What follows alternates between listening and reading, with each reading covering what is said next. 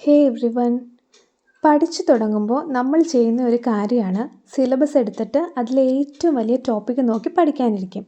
പക്ഷെ കുറേ അധികം സിലബസ് കംപ്ലീറ്റ് ചെയ്തവർക്കും അല്ലെങ്കിൽ കുറേ പഠിച്ചു കഴിഞ്ഞവർക്കും അത് പ്രശ്നം ഉണ്ടാകില്ല. എന്നാൽ പഠനം തുടങ്ങിയവർക്ക് അത് ബുദ്ധിമുട്ടാകും. ആദ്യമേ തന്നെ ഏറ്റവും വലിയ ടോപ്പിക്ക് എടുത്ത് പഠിക്കാനിരുന്നാൽ ചിലപ്പോൾ അത് തീർക്കാൻ പറ്റിയെന്ന് വരില്ല, അല്ലെങ്കിൽ മനസ്സിലായെന്ന് വരില്ല. പിന്നെ ഇത് തീരുന്നില്ലല്ലോ, എനിക്ക് പഠിക്കാൻ പറ്റുന്നില്ലല്ലോ എന്നോർത്ത് ടെൻഷൻ അടിച്ച് ഉള്ളതും കൂടി മറന്നു പോവേ ഉള്ളൂ. അതുകൊണ്ട് നമ്മൾ എപ്പോഴും തുടങ്ങുമ്പോൾ ഏറ്റവും ബേസിക് ആയിട്ടുള്ള ടോപ്പിക്ക് അല്ലെങ്കിൽ ഏറ്റവും എളുപ്പമുള്ള ടോപ്പിക്ക് എടുത്ത് പഠിക്കാൻ നോക്കുക. കേട്ടിട്ടില്ലേ, പയ്യെ തിന്നാൽ പനയും തിന്നാമെന്ന്?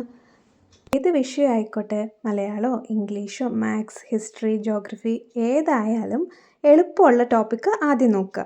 മലയാളം ആണെങ്കിൽ ആദ്യമേ തന്നെ വ്യാകരണം എടുത്ത് പഠിക്കാനിരിക്കാതെ ചെറിയ വേർഡ്സിൽ നിന്ന് തുടങ്ങുക. കൺഫ്യൂസിംഗ് ഉള്ള വേർഡ്സ് എഴുതി പഠിക്കുക.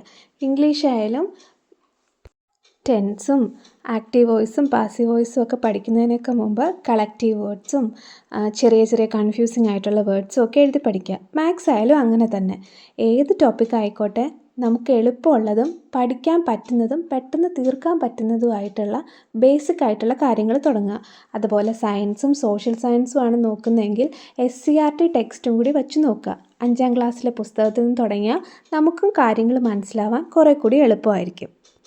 ഇങ്ങനെ ചെയ്യുവാണെങ്കിൽ നമുക്ക് പെട്ടെന്ന് മടുക്കാതെ എളുപ്പം ബോറടിക്കാതെ ഓരോ ടോപ്പിക്ക് കവർ ചെയ്യാൻ വേണ്ടിയിട്ട് ഹെൽപ്പാവും.